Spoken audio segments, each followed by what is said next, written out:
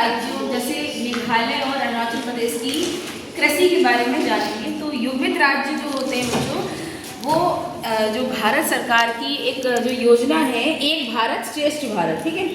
इस योजना के तहत इसमें 2 राज्यों को या केंद्र शासित प्रदेशों को जोड़ा जाता है।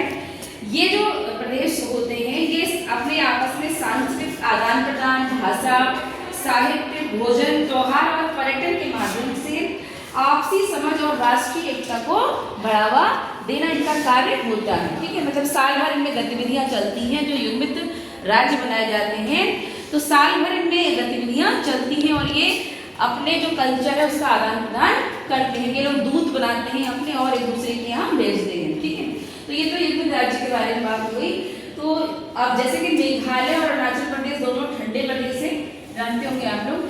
तो इन जगहों की जो कृषि है, जो यहाँ पर जो फसलें होती हैं वो बहुत मतलब अलग प्रकार की फसल है। जैसे कि हमारे अरुणाचल प्रदेश में ड्रैगन फ्रूट है, कीवी है, एवोकाडो है, फल सुने ये वाले, है ना। तो ये वाले फल जो है काफ़ी महंगे होते हैं, है ना, महंगे बिकते हैं।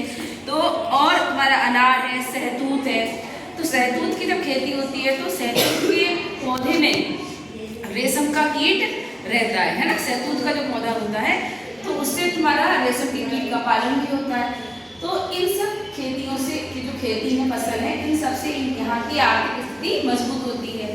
ऐसे ही मेघालय में तुम्हारा है संतरा, यहाँ का बहुत मशहूर है। संतरा है, हल्दी है, पाइनएप्पल है, ठीक है, और काले चावल और कीवी यहाँ पर भी होती है। तो इस तरह की ये मेघालय की फसल है।